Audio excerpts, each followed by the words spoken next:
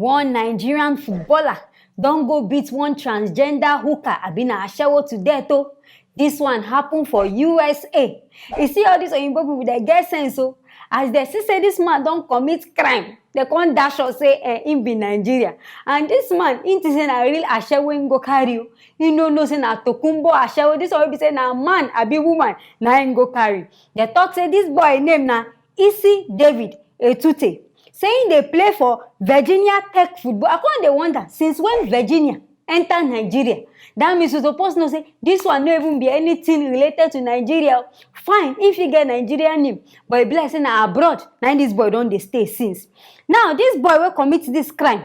He don't confess, so he no complain say no be him do am. He talk say he meet this lady where her name na Angie for Tinder. All of the way that I be chat boyfriend online. Now here this guy self meet this woman who say this girl. In fact, the girl too fine. The guy is sexy. Now there their love come graduate. Say in fact they don't even do things before him go see. They even don't get oral sex. This man, woman use his mouth do things on top of him body, and in fact he over enjoy him. Now there he confused say, may they carry this relationship to another level. So they don't even come plan for another date. Now this second date, now there this brother come see say this person when they follow. Now like Bobrisky, no be woman, no be man. In fact, in there in between, say this brother get something for him under. I been an auntie. Now there this brother come vex. But as him vex, in between. I said if you see as him beat this woman, he say he first punch this woman like 5 times. When we say this woman teeth fly come out. The teeth goes hang for one kind place. First day they relax. He come break this man. He break him bone. This man vex so because this kind thing they pay. Person where you don't even try, maybe you don't they toss this guy. They buy and this, they buy and that one. Now when you come realize say the person na man, say the thing overpay na. Now police don't carry this man go police station. This David go police station. But now himself they claim say he no kill this lady. Say after him beat this woman, fine the woman they do like person where won't die, like person where something they want. But out of vexation, him just leave the woman, come out they go. But they say after 2 days later, now they come see say this woman don't die. So him now in the talk say no being killed this woman. It's out of vexing. Now in use they beat this woman, destroy her face, destroy her skull like this. They say if you see the kind wound waiting for this boy get skull, you say go shock. Now as everything beat, they don't carry this David go court. But you know in both people now they talk say this one a 2nd degree murder. That means not be not be 1st degree murder. This one not be real murder. Now 2nd degree murder. But as it be, they carry and go court. They talk as they hear what he talk. In fact, they don't grant them bail. When people see their own thinking, they don't look and say, this man, woman, don't cheat them. So because of that one, they go release them. So they don't arrest them, they don't leave them, say, and making they go. But I sure say, you get one kind of money, when go pay. But men, because of say you want to satisfy your this thing, you know, yourself, in fact, now what you see, now you collect. Because women plenty there. You say you supposed to look, be not thing that online things now you won't go do. Now maybe they don't come online scam you now. You can't do they vex say the person do you for one. The person not do you for one now. You see what thing you pick before you go pick her. You see her say she fine. You see say she get now, she get everything. Now make you agree to go follow her. Now when they don't come treat you, you can't they cry. But I beg, make people they try manage their anger. Because as it be, this guy waiting for this Virginia football, this they don't even come out from the place. They say you no go follow them play again. Now your anger don't turn to your destruction. Everything don't spoil for you. And all this kind girl self, you know say you be man. Tell the person say you be man. Person will go follow you. But Brisky ain't don't come outside claim say him be a woman and everybody don't accept him as him be. Why you now you go there deceive person? Now make now they don't bail this man because they see and say him gonna get his own right. Ain't getting right. Now make him finish this guy and I feel say he don't overspend money on top of this lady. Now make him go do this kind. I know so all this kind of thing they pay. This one na scam. I been a mistrust. I go call him because this boy if he don't trust this girl, so they willing to even maybe make the relationship go another level. But this girl don't come do this kind of thing for him. Now waiting come pain him. Now make him come kill this guy. Be bitter. Because he talk say he no kill the girl. And courts of them accept say he no kill the girl. As the matter be, now here to end them anything way now feel, making a right hand for the comment section. Making a don't forget to like, share, and subscribe to this channel. I go see you on for our next video. Now wow, things they really happen e get one 18-year-old boy. They talk say this boy don't defile one 4-year-old girl. This one will happen for where? For Adamawa, for Nigeria. Every day, bad things they happen for Nigeria.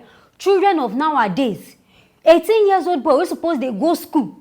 All your mind now how to rape pikin, now in inside your mind. Ha! This boy where they call Ayuba Hamza.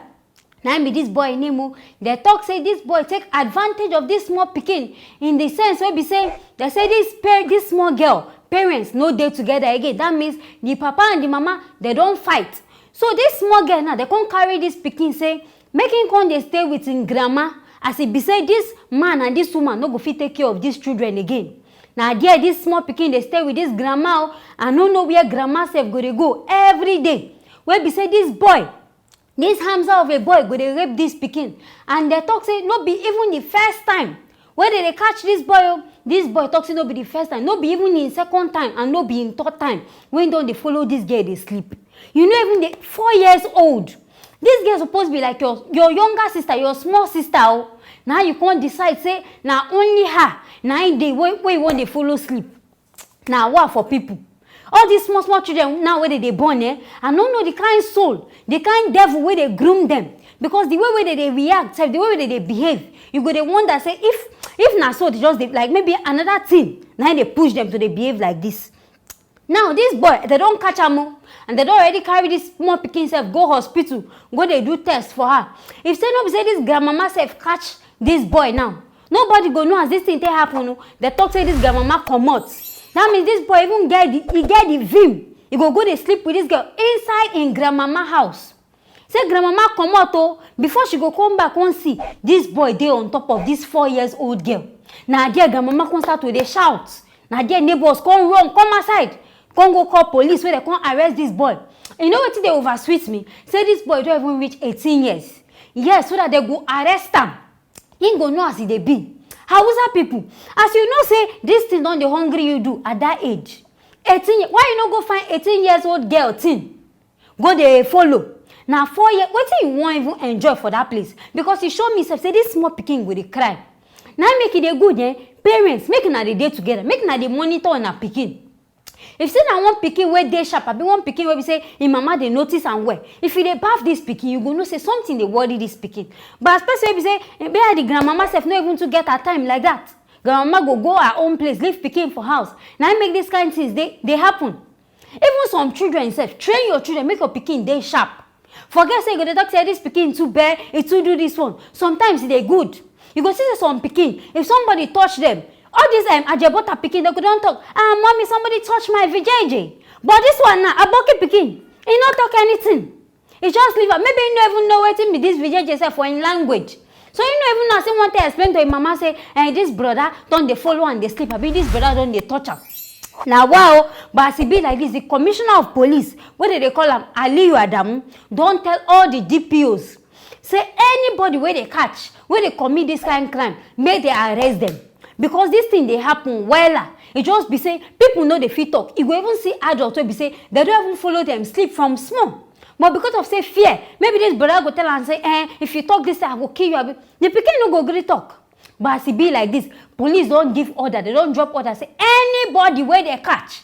Hausa people, not Adamawa people. If they catch on na jailo, I don't know how many times. Yeah, I can't even surprise. I'm surprised for this kind of matter. Say this boy na their neighbor. So all these times when this boy they enter these people's house, it means say this boy gets intention. And you know how many children this boy go down to do this kind of thing for? Where they never catch him. If not this one now, when come outside, when come use his mouth, even talk say, he agree, say he do him. All the remaining children where they the compound, and I know what thing go don't do for them. As the matter be like this, now here I go end them. Anything where I feel about this Adamu, what be name, what he do, making a write down for the comment section. As they take pen now, making a write. I know say parents, some parents, their children don't go through these kind of things. Some self, they don't even feel use their mouth to talk them out. Even their own husband, now they do this kind of thing for their own pikin. But to voice out, they go they fear, say, how they go disgrace their husband for outside. But as it be like, if something go do your pikin, this kind of small pikin now, you should go get one kind of infection. Later now for the future, you can't talk say, this pikin get HIV, and I don't know as it take carry him. Now from all these kind of things, where we say, children know they fit talk, and this pikin, you know, a small pikin. 4 years, what does she know? She don't fit talk anything now. So even if she know say this thing they do her, she don't go fit talk. Now make parents suppose they watch their children wella. Sit down, monitor your pikin, advise your pikin, educate them, make them know all these kind of things. So that by the time we one brother go they do one for them, they go fit tell you, open their mouth. They no go even they fear say if they tell their mama go beat them. They go boldly face na tell on them. As it be, now here I go end this matter. Make now no come forget to like, share, and subscribe to this channel. I go see you for our next video.